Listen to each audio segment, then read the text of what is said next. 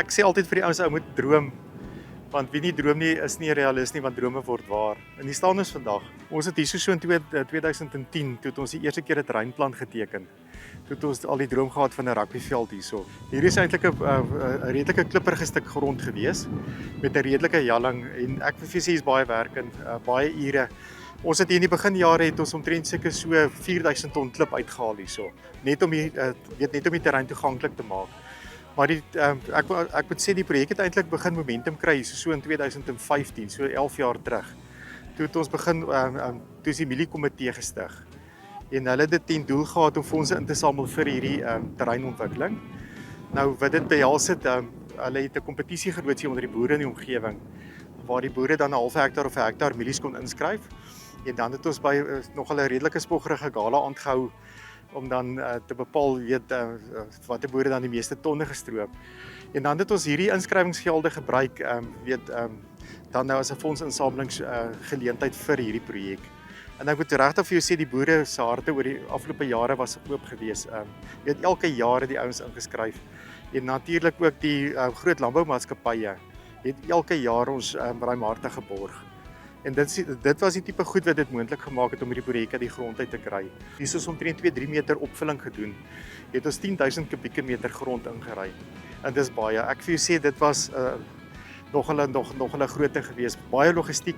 En wat baie lekker was is die ouens se gesindheid om te help. Jy weet, die boere het kom aanmeld, elke ou met 'n trekker en 'n wa. As 'n ou trok gehad het, het hy dit vir ons beskikbaar gestel. En ons het dit uit die omgewing uit ingery van 'n Flippie Vermeulen af, wat vir ons die klomp wat vir ons die opvulmateriaal geskenk het. En dan natuurlik hierdie grasplant wat al die energie losgemaak het. Julle sal sien hier so is almal opgewonde en besig om te help. Dit het my nogal bietjie omkant gevang. Maar dit wys jou net die gemeenskap se betrokkenheid. Ek dink die skoolkinders, en ek dink wat vir hulle wonderlik is, of wat nogal lekker is dat hulle eienaarskap vat van hierdie hele projek. Dat hulle kom help, jy weet, in die dag soos nou, en dan vanmiddag 3:30 plant is weer gras, dan daag almal maar net weer op. En dan natuurlik selfs oud leerlinge. Ek het die afgelope tyd nog 'n klomp oud leerlinge hier gesien wat kom help het, oud ouers, mense in ons gemeenskap. En dit is lekker om hierdie energie te sien wat so borrel. Nou die logistiek met hierdie grasplantery was self nogal 'n redelike groot uitdaging. Ons het omtrent 100 vragte tot en met gister afgelaai hier, so oor 100 vragte gras. En daar's nog 'n redelike klomp wat nog gaan inkom. So dit is so 3 hektaar se gras wat ons plant hierso. So ek weet dit is nie maklik nie, maar die einde is in sig. Maar vele hande, ligter werk, almal wat kom help, jy weet, maak nog 'n groot verskil. Ek dink wat lekker is met die skool en die opvoedingsraad en almal wat hier betrokke is.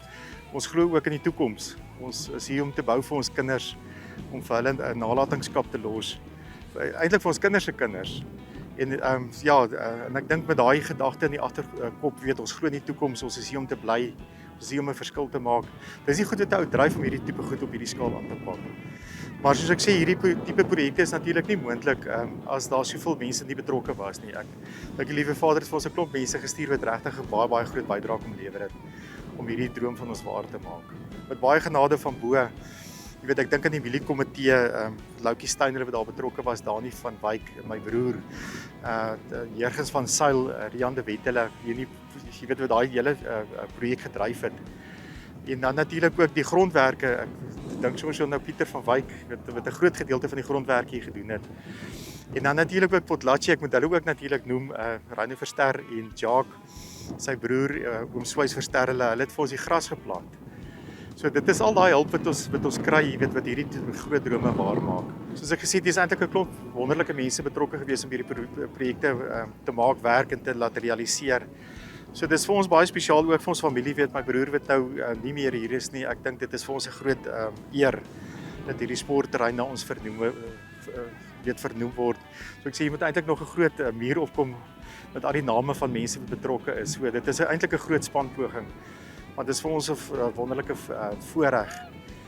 So dit is vir ons baie spesiaal.